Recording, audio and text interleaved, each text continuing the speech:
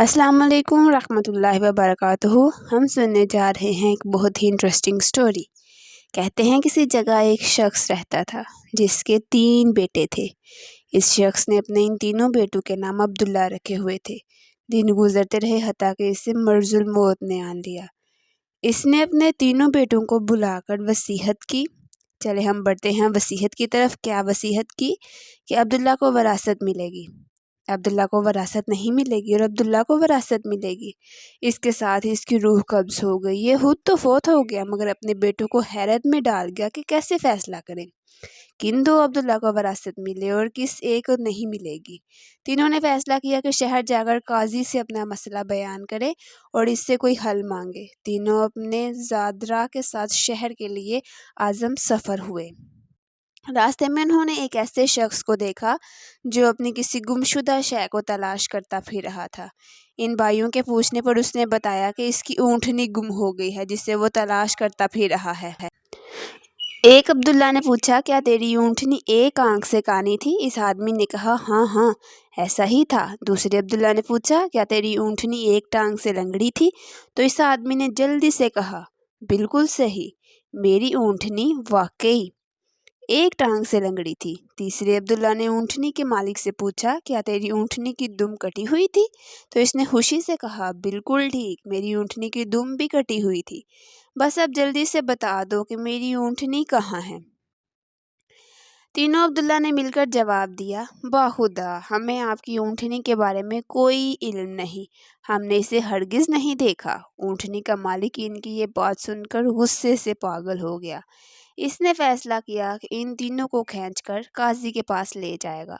इसे पूरा यकीन था कि इसकी ऊँटनी को ये तीनों ज़िबा करके खा चुके हैं और अब अपने जुर्म को छुपाने के लिए झूठ बोल रहे हैं। ऊँटनी वाले ने जब तीनों को अपना इरादा बताया तो इन्होंने कहा, हमें कोई एतराज़ नहीं क्योंकि हम खुद भी तो काजी के पास ही जा रहे हैं। जब ये चारों काजी के पास पहुँचे तो ऊँटनी वाले ने काजी से अपना किस्सा बयान किया। काजी ने इन तीनों से कहा, जिस तरह तुम तीनों ने ऊँटनी की निशानियाँ बताई हैं, इसका एक ही नतीजा निकलता है कि ऊँटनी तुम तीनों के पास है। बेहतर है कि तुम अपने जुर्म का इतराफ़ कर लो। पहले ने कहा, जनाब आली, हमने ऊँटनी तो नहीं देखी थी।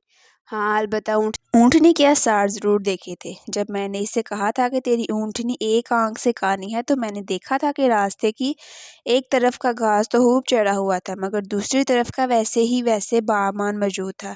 इसका एक ही मतलब था कि इस शख्स की ऊँटनी एक आंख से कानी रही होगी। दूसरे अब्दुल्ला ने कहा, मैंने देखा था कि रास्ते में 3 कदम तो गहरे लगे हुए हैं जबकि चौथा कदम ज़मीन पर मामूली पड़ा हुआ था, जिसका मतलब बस इतना ही बनता था कि यह जानवर लंगड़ा भी था।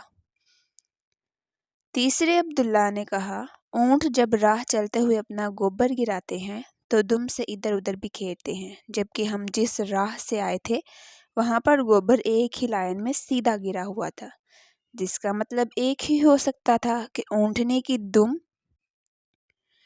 कटी हुई है जो अपना गोबर दाएं बाएं नहीं फैला पाई।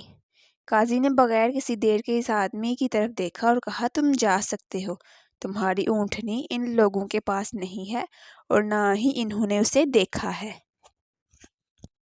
ऊँटनी वाले शख्स के जाने के इन तीनों भाइयों ने काजी से अपना किस्सा बयान किया, जिसे सुनकर काजी बहुत हैरान हुआ।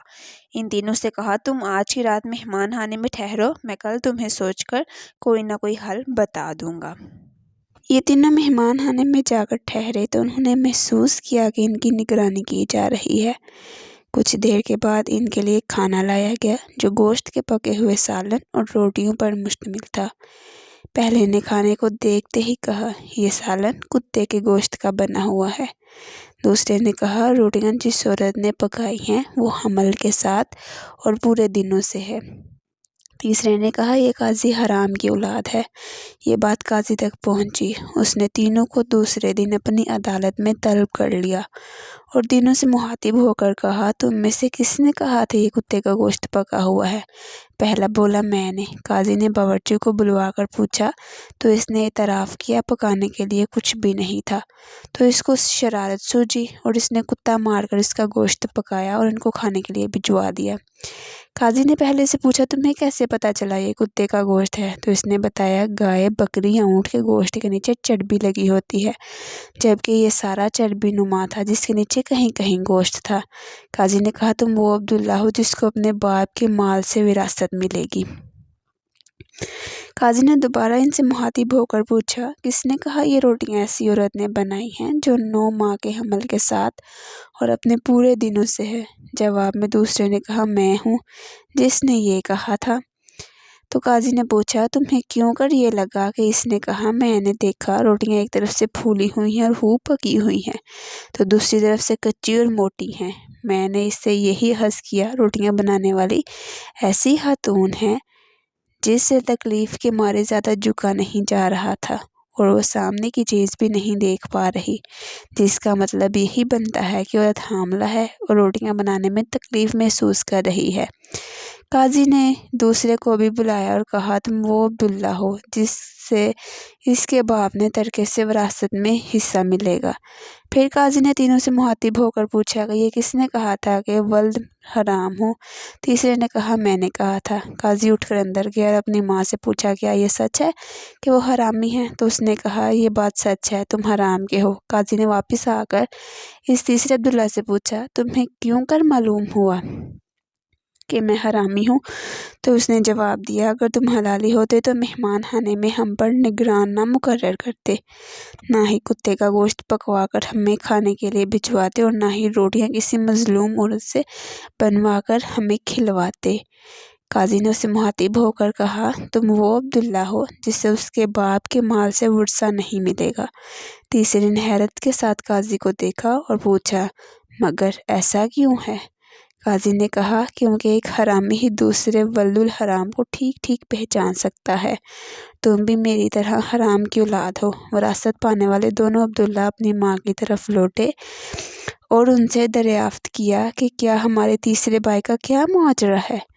तो उनकी माँ ने कहा, तुम्हारा बाप एक बार सुबह की नमाज पढ़ने मस्जिद गया तो इसे दरवाजे पर रखा हुआ पाया, इसे गढ़ लाया, इसका नाम भी तुम दोनों जैसा रखा और इसकी परवरिश की। जी, तो ऐसी होती हैं अरबों की हिकायतें जिनमें हिकमत और दर्स भी होता है। हमारे चैनल को सब्सक्राइब कीजिए, वीडियो को लाइक और शेयर कीजिए। शुक्रिया।